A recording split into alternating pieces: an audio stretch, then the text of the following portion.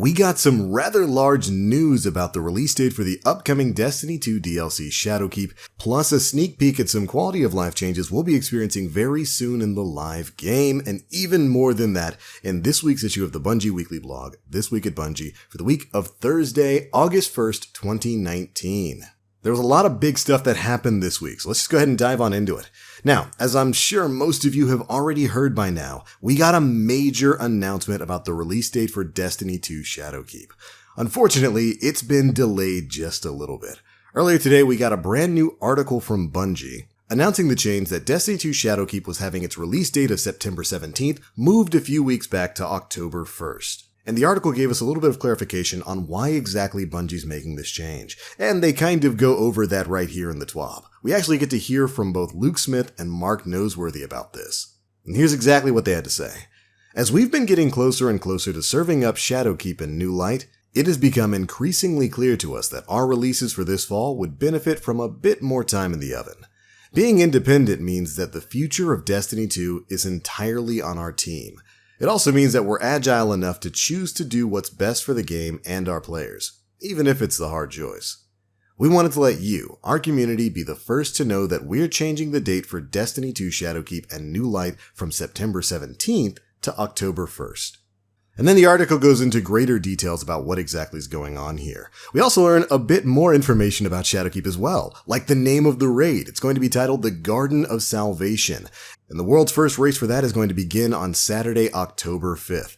Of course, it's going to be a weekend raid race, and the raid contest modifiers will be active. They're also going to be extending Moments of Triumph all the way through September 17th. You'll have an additional 3 weeks to complete this year's challenges and unlock all of the in-game and Bungie rewards. Moving on, they're also going to be running an additional Iron Banner the week of September 17th as well. And cross-save will come online later this summer, so you'll still have time to sort out your friends list well ahead of the Shadowkeep release. But there we go, that's the biggest bit of news to drop today. Definitely a surprise. And one that I'm sure a lot of players out there are a little bit bummed by. But if you were to ask me, honestly, while of course I was super psyched to have the game coming out on September 17th, and I'm bummed to hear that the release date has been pushed back a couple of weeks, if they're taking a bit more time to let this cake bake a little bit longer to make sure that it comes out in a working, functional fashion and in the way that they envision Shadowkeep being, I think that's a pretty good reason to push things back. And honestly, I have to say, man, I said this on stream earlier today. I could not imagine them being able to do this under Activision. That's probably not the kind of environment where this sort of decision would have been allowed. But like I said before, I'd rather them take all the time they need to release the perfect expansion, make sure everything's working right off the bat with no real crazy crunch times to make the deadline. Take the time to do something right. And if that's what's going on here, I'm perfectly fine with it. I can wait another couple of weeks for Shadowkeep. But alright, moving on from there, we've also got some other things to talk about this week. The biggest takeaway, of course, there is just that the release date has been pushed back to October 1st. But alright, of course, Solstice of Heroes has been live this week, and there's been plenty of madness and mayhem going on in there. But we've also got a brand new content release schedule to look forward to, as well as a sneak peek at an upcoming quality of life update. And all of that's covered in this section of the TWAB. With 2 more weeks on our Season of Opulence calendar, we're taking an opportunity to make players feel truly opulent. Moments of Triumph is being extended for those hunting their prize ship, Sparrow, and T-shirt. Multiple Iron Banners will happen during the final month, and a few Valor and Infamy boosts to help Guardians reach some milestones before the end of the season. Here's a quick calendar for what we have planned. And then we get the updated content roadmap. Of course, right now we have the Solstice of Heroes going on. But as you can see here, for the week of August 27th going into September 3rd, we're going to have the return of the Iron Banner once again. After that, for the week of September 3rd to the 9th, we get Destiny 2 Update 2.5.2.2. This is going to have quite a few quality of life changes that we'll cover in just a second. Some of them are fairly significant. I think you'll be pretty happy with them. Then, from the week of September 10th to the 17th, we've got the Moments of Triumph week and an Infamy boost. The week after that will be another round of the Iron Banner, and then finally, for the week of September 24th going all the way to October 1st in the Shadowkeep reveal, is going to be the return of the Mayhem game mode, Valor boost in Crucible, as well as an Infamy boost. Meaning, even though we're not getting Shadowkeep quite as early as we were thinking, they've made sure to pad out the last 2 months of content before it does in October. Not too bad at all. But of course, alongside this tease of an update, we actually got a sneak peek at a few of the things that are going to be changing in Destiny 2 Update 2.5.2.2. Here's your preview. First up, Moments of Triumph have been extended through September 17th. Gambit Prime and Reckoning weapon reward rates will be highly increased. They will also have a bad luck protection to guarantee a drop after a set amount of runs. This is a major change for Gambit Prime and Reckoning. You might recognize Reckoning as probably one of the worst PvE modes in the game right now, not just because of how tedious it is to run, which gets addressed a little bit further down if you want to do some reading ahead, but also because the rewards are so inconsistent in there. So getting a reward drop rate increase is fantastic, and the fact that they're going to be guaranteeing a drop after a set amount of runs is another great choice. For those of you out there who are going for the Reckoner title, this is probably exactly what you wanted to hear. Very happy to hear that.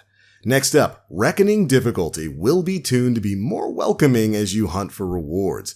Yes, this is something I've complained about for a long time. I've talked about it multiple times, both here on the channel and on the podcast and all that kind of stuff, and Nim has as well.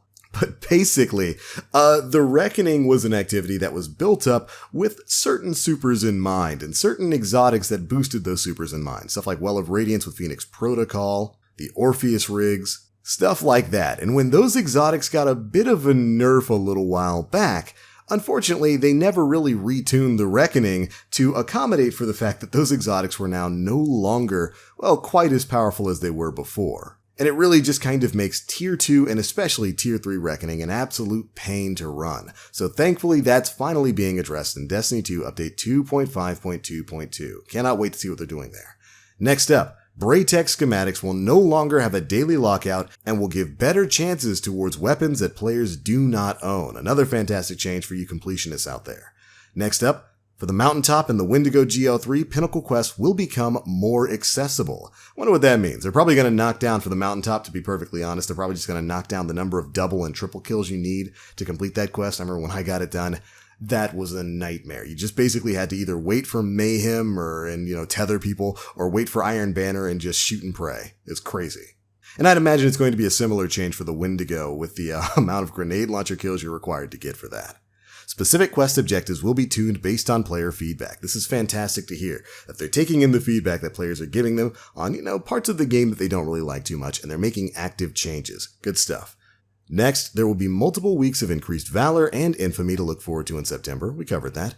Iron Banner will be accompanied by increased Valor in each event, of course. And as the season comes to a close, Menagerie Chest will become more rewarding as Callus sees fit. There we go. Something we've talked about quite a bit. The Menagerie just don't feel the same without the cheese. And while I understand we can't have infinite chests for that game mode, I think more than one reward per run is definitely in order. And it looks like Bungie and Loot Daddy Callus might be in agreement there. Fantastic to hear. Finally, of course, on the week of Destiny 2 Update 2.5.2.2, we'll be hosting a community challenge of sorts. Stay tuned for more details. Then, of course, they have a little note at the end. While Moments of Triumph has been extended, Solstice of Heroes will end on August 27th. If you wish to complete all Moments of Triumph, be sure to earn your Legendary Solstice set and Masterwork One Piece before that deadline.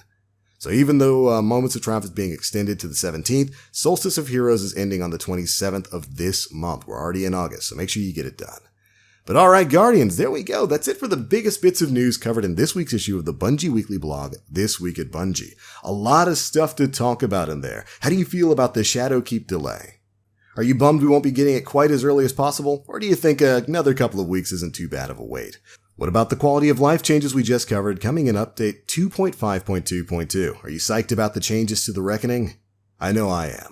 But anyways, whatever your thoughts, be sure to let me know down in the comment section below. And I couldn't end this video without giving a shout out to one of Bungie's beloved community managers, Cosmo. He just had his second baby girl. He's got pictures of her up over on his Twitter page, which you can find at Cosmo23 on Twitter. Go give the man a shout out, and congratulations, buddy. But anyways, that's it for this one, Guardians. Be sure to leave me your thoughts down in the comment section below. If you enjoyed the video, feel free to drop a like, make sure you subscribe, and hit that notification bell to stay up to date with all the latest stuff we're putting out. That's it for me. As always, I am the Black Link. You Guardians, stay frosty.